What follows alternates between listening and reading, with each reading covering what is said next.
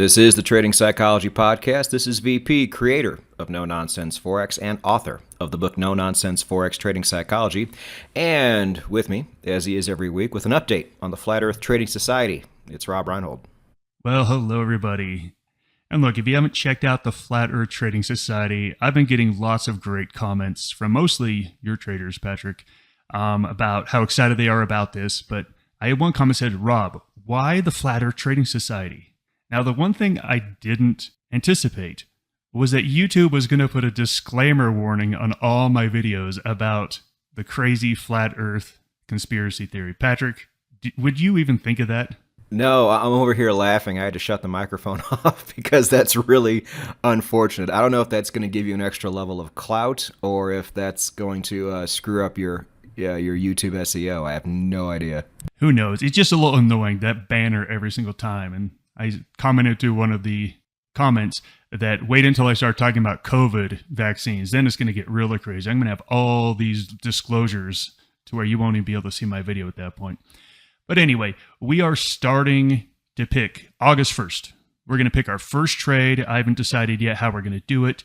If you have any ideas, please go into one of the videos in Flat Earth Trading. I've got a list of about 15 random ways to choose a stock.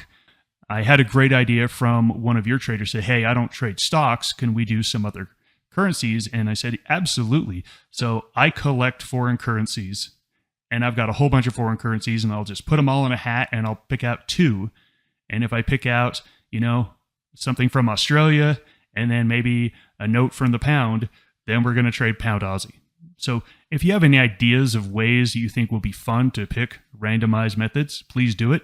I'm also going to do it with coins. I do collect gold, silver, copper, platinum coins, and heck, let's do a metals trade as well. So if you have any ideas, please jump on one of the videos and share that method. And if I like it, I'll use it.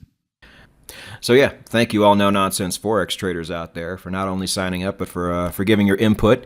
You guys will take part in creating this whole thing. So cool, good update on that. And let's go ahead and move into episode 34, and a good one this week because it plays off of what we talked about last week in episode 33 about missing trades. Now, what you might not know when you first saw the title to this episode is there's good and bad aspects of regret, and you can use both of these to your advantage. So stay tuned for all of that. And Rob, do you agree? Do you think we kind of did this one at the right time? Absolutely. I think it works perfectly after our whole thing about missing a trade. And last week we talked about, okay, what is missing a trade? And we really clarified that there's only one definition of missing a trade: when you chickened out. All the other times where there's random movement or you thought Euro was going to have a big move and it did, that's just nothing. That just is random movements in the markets. You can't be there for all of them. But when you actually built your trade or you didn't follow what your system told you to do, we talked about that's a mistake. Now, the feeling that comes after that mistake is regret. And so I think it's a perfect time to talk about, you made that mistake, but now you're saddled with this regret. Now, regret can be a very positive thing. And there is a reason why we as psychological creatures have this little mechanism of regret, is because it is there to either solidify the behavior you took or to help you change the behavior. That's really what regret is all about. So yes, it can be healthy. What Patrick and I wanted to get into this episode is basically taking a look at healthy regret and unhealthy regret, and take a look at short-term regret versus long-term regret. Because if you think about this in the right way, the short-term regret is going to spur you into action. Long-term regret is going to put you in the grave. So let's talk about regret when it's good and when it's bad. Let me say this again. Regret is a tool to help you change behavior. Now, I want to tell a story about regret. This is a story from the Harvard newsletter, and it's about a gentleman in the UK that every week he bought a lottery ticket. And every week he bought the same numbers on the lottery ticket. And 1 week after 10 years of doing this, he didn't buy a lottery ticket that week. He just got busy or forgot. That week, those numbers ended up coming up as the winning ticket. And of course, what about regret? I mean, that is the biggest story of regret of all time, to where this gentleman was so upset about it, he actually unalived himself in 6 months. As you can see here, that kind of regret is not healthy. So we really want to focus on short-term regret, long-term regret, and how it moves you to either change your behavior or you get into a negative emotional spiral, which is really bad. So regret used in a healthy way will actually get you to change behaviors that you don't want to have. It's a very positive thing. And you actually need to welcome it when you feel it. Now, look, none of us like to feel regret. None of us like to feel that pain. But if it prompts you to make a behavior change that you've needed to make that is going to be better for you in your life, it's a wonderful emotion. When it's unhealthy is when it actually does quite a bit of damage. And I'll include this link down below the YouTube video of an AARP study that talked about chronic stress. Chronic stress brought out by regret, and it affects your hormones. And we've talked a lot about hormones over the last couple episodes. You have cortisol shooting up. What that does is that plummets your immune system. It makes it really difficult to recover from stressful events. Patrick, have you ever felt this kind of unhealthy regret or known someone in your life who has? I think I probably have. It's not something I really discuss with people, but for sure, like especially when I was younger and younger but getting older and seeing how my life just wasn't progressing. I had some regrets then, but I've always heard the term regret's a wasted emotion and you just need to move on from it. And so that's always kind of been my approach. And I did what we're about to talk about here. I actually used it to my advantage to really, as Andrew Tate says, get pissed off. If you're not happy where you are in life, you need to get pissed off. And you need to take that, regret or whatever you want to call it, and allow it to propel you forward. And that's kind of the route I took. But for sure, like we all have some. And I think later in the show, I'll talk about a couple of instances.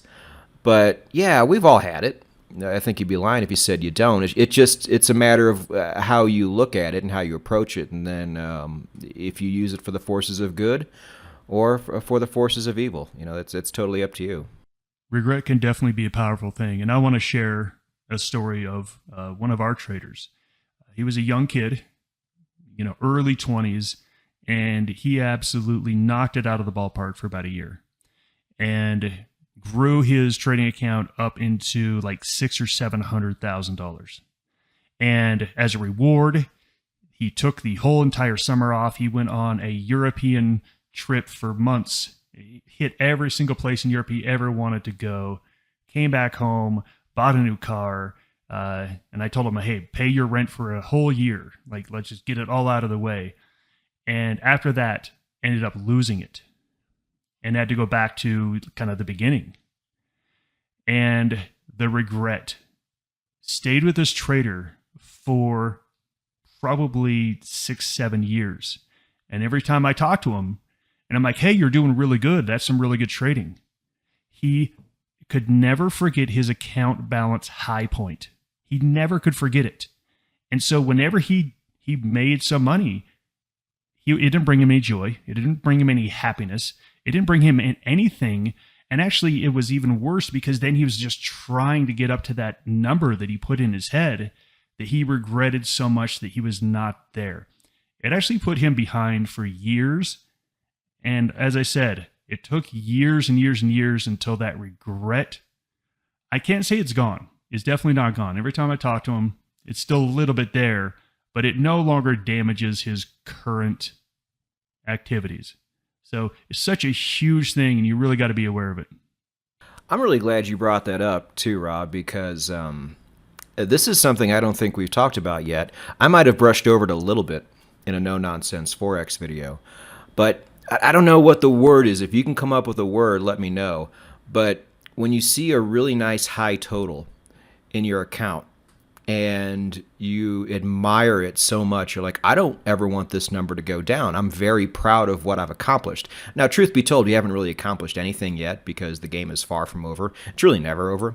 But I think this affects everybody. I just had a conversation with my mother 2 days ago.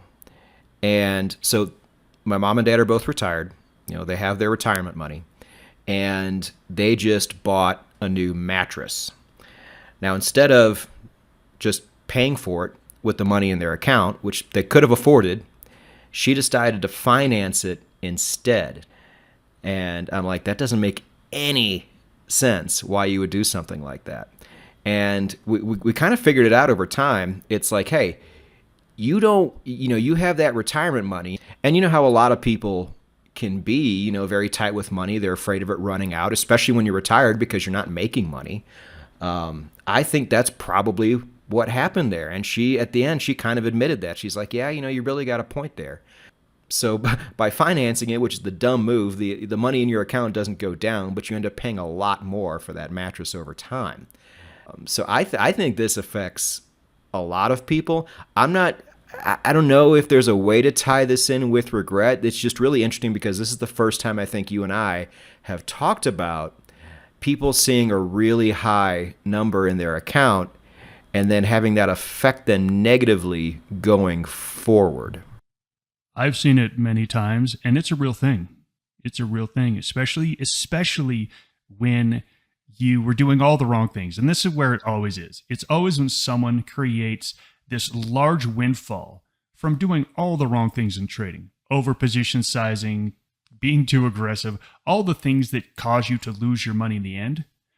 A lot of people have the experience where they get into trading, they learn a little bit, they hit a hot streak, they see that high account balance, and then they lose it because of their behavior, and they will always judge themselves on that high balance. And now they start doing it right. They start grinding away. They start becoming an actual profitable long-term trader. And yet they're looking at that number when they were doing everything wrong and saying, man, I need to get back to that number. The only way they got there was being an idiot and getting lucky. And it kind of will undermine them to start to take wild chances like they used to and completely undermine all the work they put in. It's a serious thing, and I want everyone to be on guard against that. So I want everyone, if you have been trading for a while, I want you to think about, did you have a big run in a crypto, in a Forex account, in a stock account? Did you have a big run when you didn't really know what you were doing? Did you end up losing it? After all, do you still judge yourself on that account balance? I want everyone to think about, do you judge yourself on that account balance? Because you were doing everything wrong. You didn't deserve that, and you didn't keep it because you weren't doing the right things. Be on guard of that. It will undermine your current activities.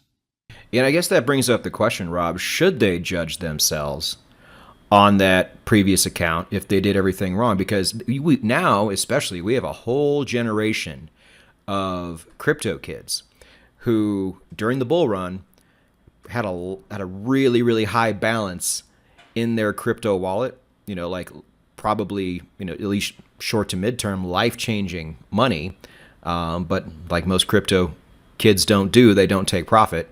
And that money came all the way back down. So now their reference point is this high, likely unattainable number. And you know what they're going to do. They're not going to rest until they get back to that number again by any means necessary. So I think, this could easily lead to them becoming scammers. This could easily lead to them falling for get-rich-quick scams because that high they experienced from that number is still so strong. And now they're living with this regret that they could have had it, but now they don't. That's really got to mess with these kids. They should be listening to this episode right now, but most of them won't. What do you see their future becoming? It is definitely setting them up for some psychological problems. I remember my brother when he got into trading years ago. His first trade was awful. It was terrible. He did everything wrong. He held a loser. It went against him. He bought more. It rebounded, and he ended up making a ton of money. And he was so proud of himself. And I said, you just set yourself up for a world of hurt. And sure enough, over the next couple of months, he kept thinking that's the way to do it. That's the way to do it. And got slapped down and finally had to learn the right way. For all the people out there that had big crypto balances, let's go back to what we've really talked about in pretty much every episode of this podcast. You need to judge yourself on your actions, not your results. If you were a great trader, it's because you built a great system and you follow a great system. It's not because you made X amount of dollars. That is just a byproduct of the work. So I want you to take a look back on, was I doing the right things for long-term success? And when you look back on what you did in your younger years, you just laugh. No. And that trader I was talking about, I always point out to him, there was no way you were ever going to keep that money because you weren't doing the right things. So yeah, you had it at one point, but you were never going to keep it. We could do 1,000 different worlds, and in 1,000 worlds, you lost it 1,000 times because you didn't do the right things. You need to be judging yourself as a trader on your actions, not your results. And that's how you get away from this really dangerous bit of regret. If you look back and say, oh yeah, I was a genius for buying Dogecoin. No, you weren't. No, you weren't. You weren't. But judge yourself on, were you doing it the right way? I would almost tell them, look, if you really are a genius, a crypto genius, then you will find a way to replicate this in the future. But let's take it back to what you were saying, and I love what you just said. Judge by your actions instead of your results. You know, obviously that kid, his actions weren't correct, and that's why he lost the money. If they were, he would still have that money. So that's what you need to focus on. Now, these kids are never going to, one, understand this, two, absorb this, because that high is just too strong. But now that we're, in a down market, we can have these conversations and we can say, okay, let's talk about what we're going to do, in wave 2 here. So I think that's really important too. I've told people in the past who tell me about when they got scammed, or somebody who just got scammed and their emotions are still just on fire. I tell them exactly what they don't want to hear. I'm like, dude, I am so glad you got scammed, because long term, it's the best thing that could ever happen to you. Because now, when you get older and you have more money on the line, the chances of you getting scammed again are going to go way down, because now you know what to look for. I think everybody has to go broke. I think everybody needs to get scammed. I think everybody needs to get punched in the face, because these are the things that you can't grow without these things happening. Because if you don't, you're going to make these mistakes later in life where there might be, a wife and kids on the line, or an account that you worked 10, 15 years to accumulate. And that's when you really, really don't want these things happening. So it is a good thing. It's just you can't tell somebody that in the moment, because they're not going to absorb it, and they're going to be mad at you for even pointing it out. I absolutely love that perspective. And that is exactly what we want to talk about in this episode is, can you use regret to make your life better in the future? It's why it's there. So let's talk about short-term regrets. Now, all the studies show that short-term regrets mostly focus on mistakes that were made. So let's take this into the world of trading. Regret should happen when you make a mistake. Now look, making a mistake isn't, I got into a trade and it went against me. That's not what a mistake is in trading. We've talked about this. What a mistake is where you deviated from your system. That was a mistake. You should feel regret. You should feel it deeply. You should be disappointed in yourself as a human being that your actions are not in line with what you're trying to do. We've been talking about so many issues in this Trading Psychology podcast. I can't believe we're on episode 34. We've got easily like another 100 things that can happen to you as a trader to talk about. If you use that regret to help your behavior change, as Patrick just said, it was the best thing that ever happened to you. Is there anything you want to add on short-term regret? So, like, bringing it back to the examples we talked about last week, if you chickened out on a trade and it ended up getting, like a Forex trade, it would have netted you about 400 pips. Use that regret for a positive. That's what I did. I got, like I said, I got pissed off. I got angry. I'm like, I'm really feeling regret that I missed that trade, but I'm going to use that regret to make sure that I never make that mistake again. Like, it's a really good example of how this can be a positive thing. I don't have much more really to add to that. It's pretty simple. You should be getting pissed off for chickening out and for making these silly mistakes, because if you don't, then you're just going to keep making them over and over because you don't really care. But if you do care and you have the ability to, take a look at yourself that way and say, hey, stop being, instead of explaining it away and making excuses, like I'm sure your friend did back when he made that, what really was a mistake that ended up being positive. He should have said, hey, that was dumb. I'm not going to do that anymore. He's like, well, no, if I make mistakes, that equals money. That's the wrong approach. And I used to do that too. When I would trade with indicators, I would trade reversals. And when I very first started out, and if the indicator didn't turn and give me that reversal, I'm like, well, it's just a matter of time before it does. And then minus 300 pips later, it still hasn't done it.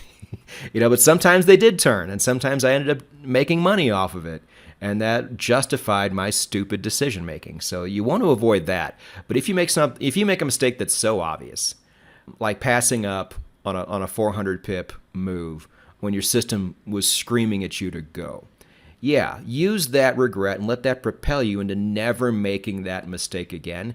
Because there are going to come other times where you're not going to want to take a trade.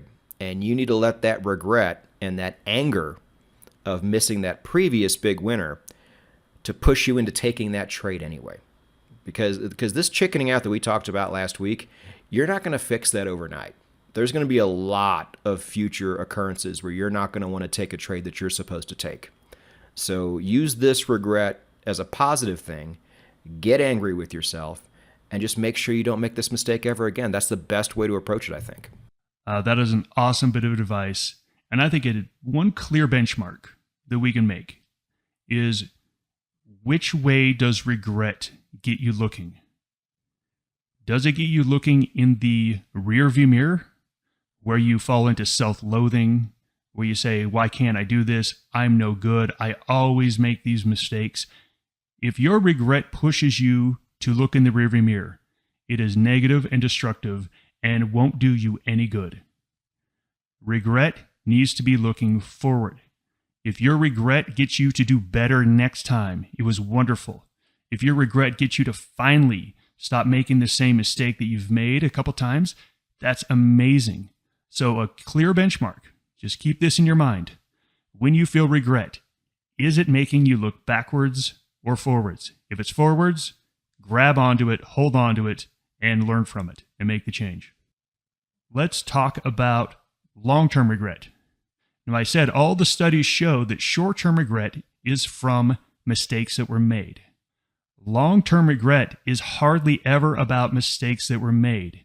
It was about opportunities that were missed. And whenever people in these studies, they talk about their regrets, it's about things they didn't do, the chances they didn't take, the girl they didn't ask out, the investments that they didn't make, the school that they didn't go to. It's always about the opportunities they missed. So use short-term regret to help you look forward and to fix your problems. But long-term regret, let's talk about this. Now look, I'm 49 years old.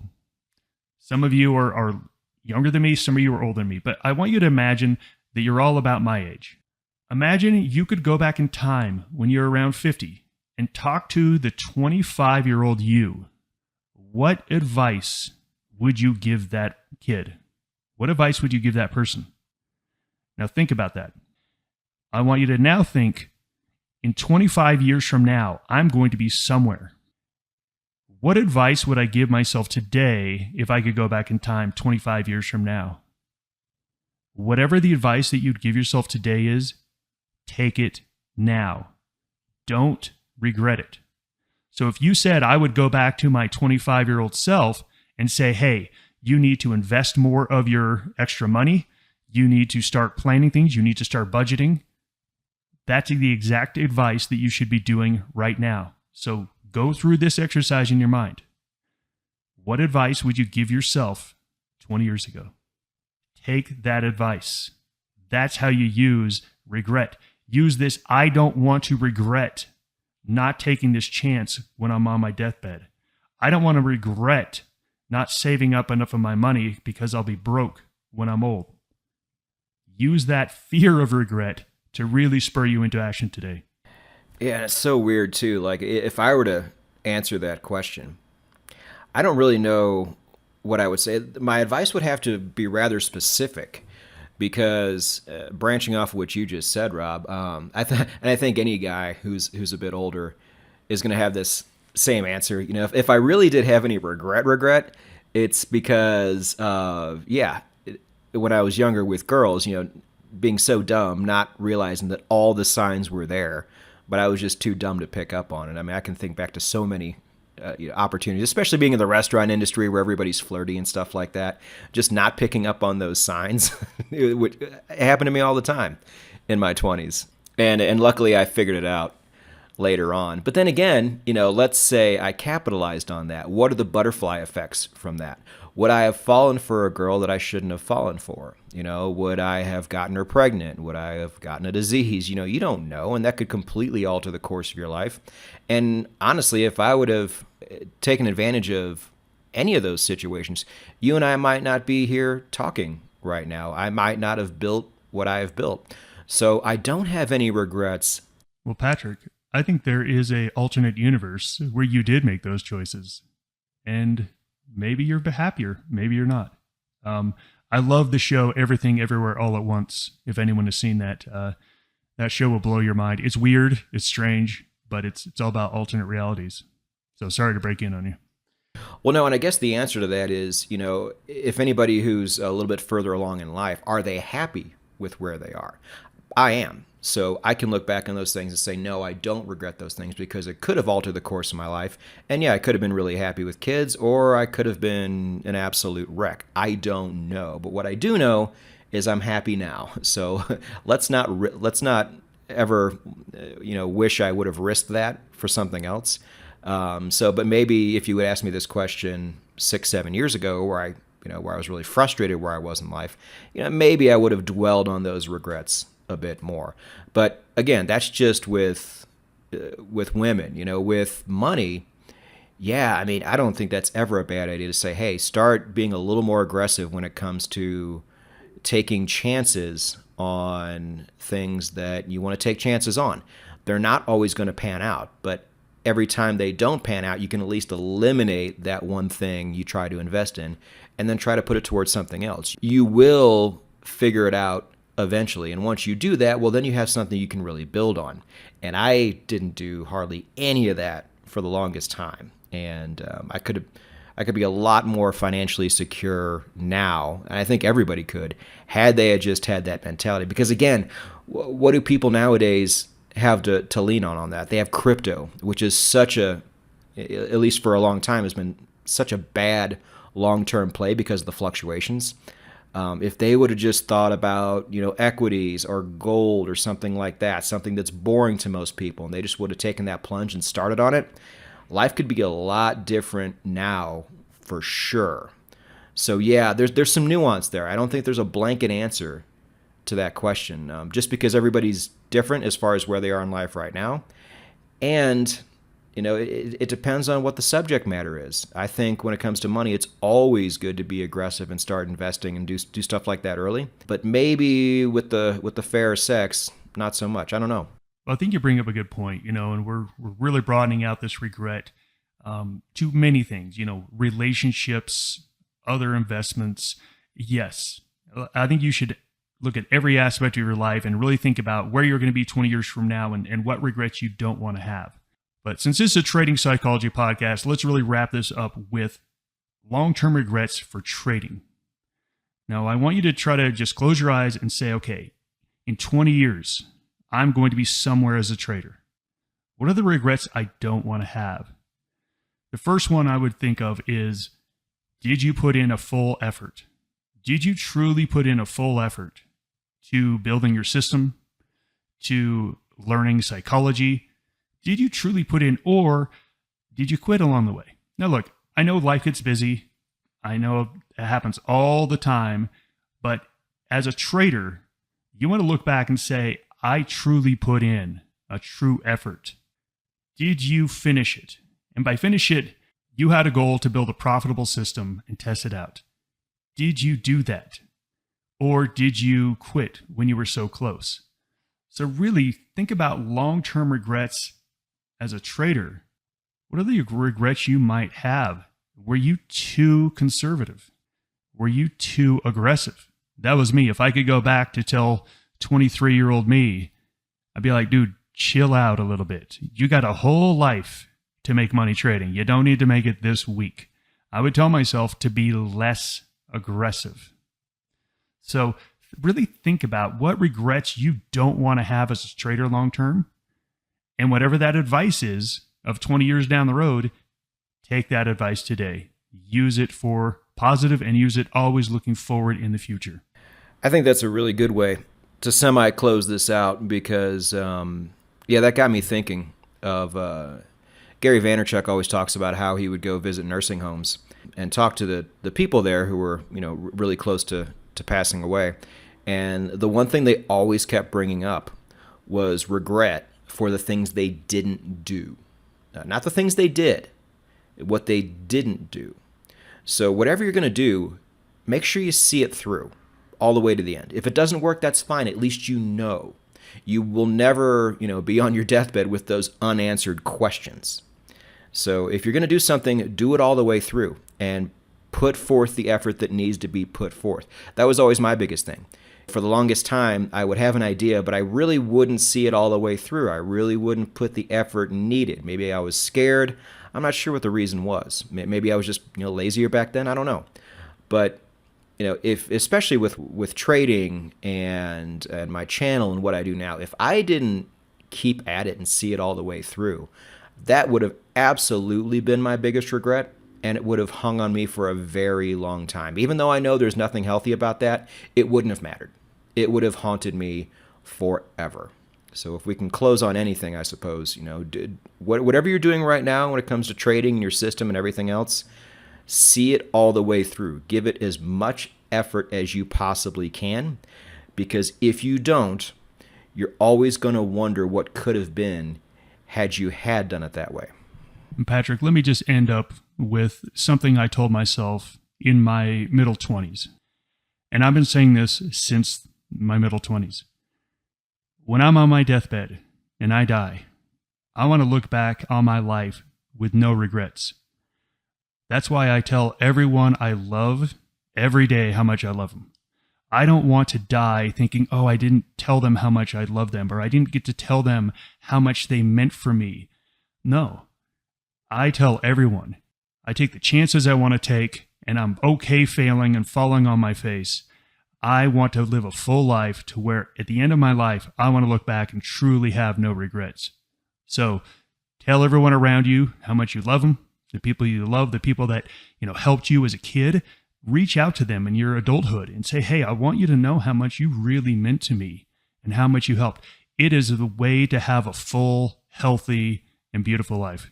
On that note, ladies and gentlemen, thank you for joining us here at episode 34 of the Trading Psychology Podcast. We hope it has been helpful. As always, if you want to add anything to what we've already talked about, go to YouTube and put it down below in the comments section, and we will have all relevant links for you in the show notes. But again, thanks for joining us, and we will see you next week. Goodbye, everybody.